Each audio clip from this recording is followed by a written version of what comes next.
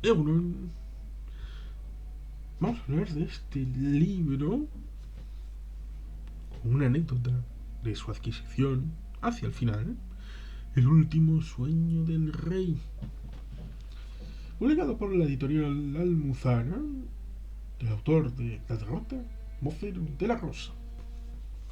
Un libro que, digamos que cierra esta reflexión de cerca de 2 años respecto a las circunstancias de los libros, un tercio de los vídeos de estos grupos de vídeos de por las mañanas.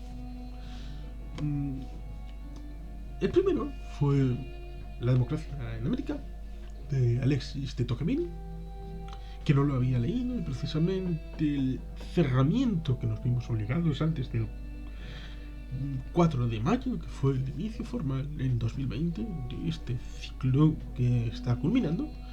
Bueno, pues es bueno dar un pasito hacia atrás en la historia e ir a esa década de los años 50 y 60 del siglo XVIII, prácticamente un poquito antes del hecho sucesorio en las Américas, como serían las independencias de las 13 colonias y luego la unificación en la Constitución de 1787, razón por la cual el señor Alexis de Tocqueville en el siglo XIX iría a las Américas para descubrir la democracia en América y contarlo en 2 partes, a pesar de que el tomo que tengo yo y que acabé por leer en el periodo del confinamiento por el bicho en marzo abril del 2020 está unido en un libro que adquirí en su momento.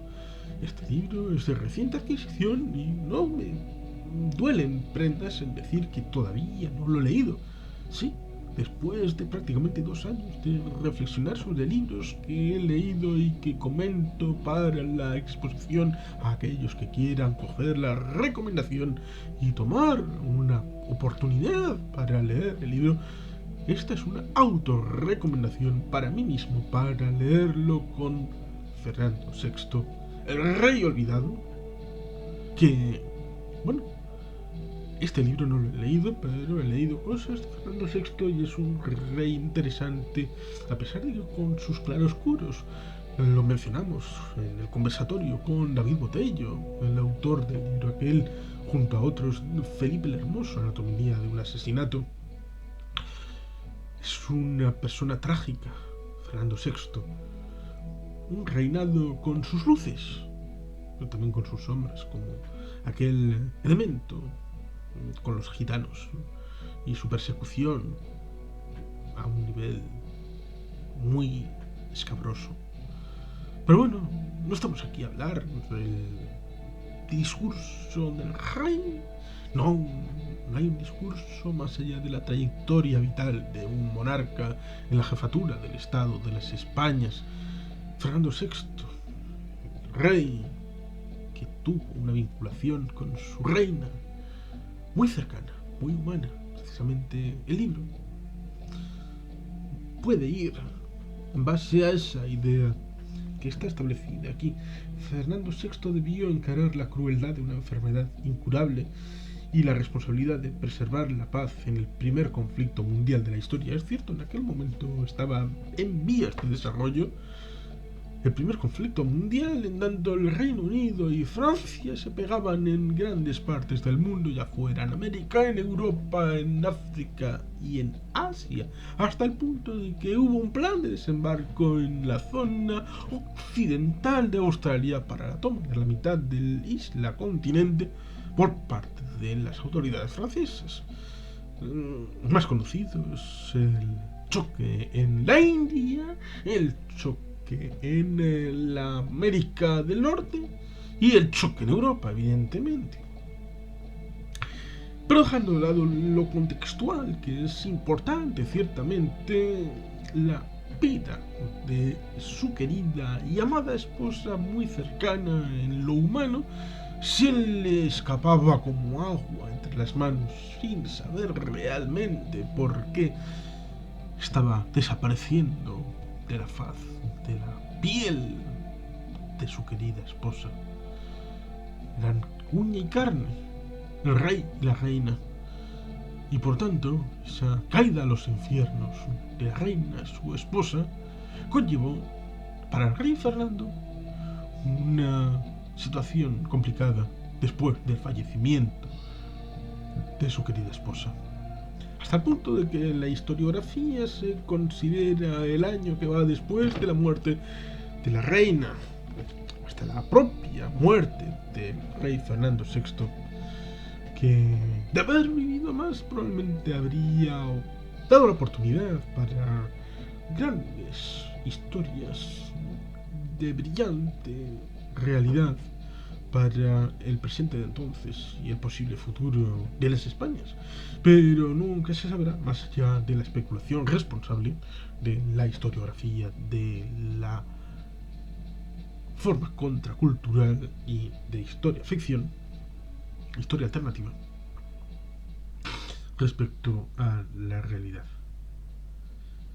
El año sin rey, un año en el que el rey estaba entrando en una espiral descendiente respecto a su propia autocomplacencia y autocondescendencia, porque le faltaba su media naranja, su espejo donde mirarse, le faltaba la razón vital para levantarse por la mañana y a encarar los retos colectivos más allá de lo individual y personal.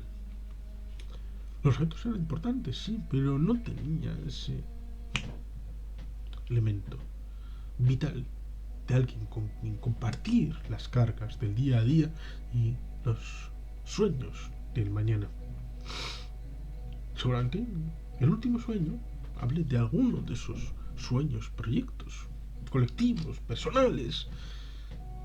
Es un libro que evidentemente voy a leer, por eso lo adquirí en Aberri-Guna de este año 2022.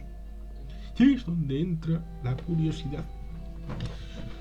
¿Cuál es la curiosidad? La curiosidad es que entré en una tienda de cierta calle cerca de la Plaza Unamuno por la mañana, eso de las 11:10, y estaba hojeaba los libros en un par de estanterías que, junto a otras cosas de otra época, estaban para la venta de segunda mano, segunda, tercera, cuarta, de otras manos. Y en un momento dado había dos personas que estaban hablando entre ellas y una le dice a la otra: ¡Jo! Esta gente, estos del PNV, no se gastan los cuartos, no vienen aquí a comprar nada. Yo justo en ese momento tenía este libro en las manos, con lo cual estuve tentado de soltarlo inmediatamente, dejarlo caer en el suelo y salir pitando, diciendo algo, no sé, algo gelchale, para que quedara claro que había alguien del PNV en la tienda que iba a comprar un libro, probablemente este, que era el que tenía en las manos y que estaba viendo, y que se sentía profundamente ofendido por esas palabras. Pero como seguramente lo decían en plan cachondo, o vamos a tomar esa interpretación, y porque me interesaba el libro, cogí el libro, lo pagué y volví a la Plaza Nueva para escuchar los discursos de mis líderes, Andoni Ortuzar y el Endacari Urkullu. Es estas cosas lo que hacen reflexionar a las personas de que nunca sabes quién te va a escuchar, porque tú sabes lo que dices, pero no estás solo en el mundo. Ciertamente, yo no sé a quién va a llegar este mensaje, por eso lo digo de corazón y con todo el sentimiento. Y se lo diría a cualquier persona, y si no se lo dije a ese vendedor directamente, es por no montar un pollo precisamente a 2 pasos de Aberri-Guna, en la Plaza Nueva de Bilbao. Pero más allá de eso, creo que es una anécdota curiosa respecto a reflexionar qué se dice, cuándo se dice, cómo se dice, quién puede escuchar, a quién puedes ofender, cosa que deberían de aprender, por ejemplo, cierta gente en redes sociales. Pero, dejando de lado esta idea que puede prender hacia el más allá con un campo en donde las barbas secas pueden prender cual gasolina en llamas, si hay una cerilla que cae en el lugar oportuno y en el momento oportuno, el libro parece ser ampliamente interesante, de una época olvidada antes de la Revolución Americana y en una Europa que estaba un poco en transición, que en la era moderna empezaba a terminar, porque recordemos que, aunque se diga algunas veces, es que te tienes que modernizar, ese pelo, tienes que modernizar tu estilo, tienes que modernizar tu forma de vestir, tienes que modernizar tu aspecto, hay que ser más moderno. No, la modernidad empieza con la llamada descubrimiento de América y la caída de Constantinopla, año 1453 en el caso de Constantinopla, 1492 en el caso del descubrimiento de América, es decir, en la segunda mitad del siglo XV y llega prácticamente a mediados del siglo XVIII, cuando dos elementos se empiezan a cuajar, como son la Revolución Americana y la Revolución Francesa, en lo político, y la Revolución Industrial en lo económico y productivo. Y ahí entraríamos en la edad contemporánea, cuyo final... Ahora estaríamos en una edad distinta, probablemente.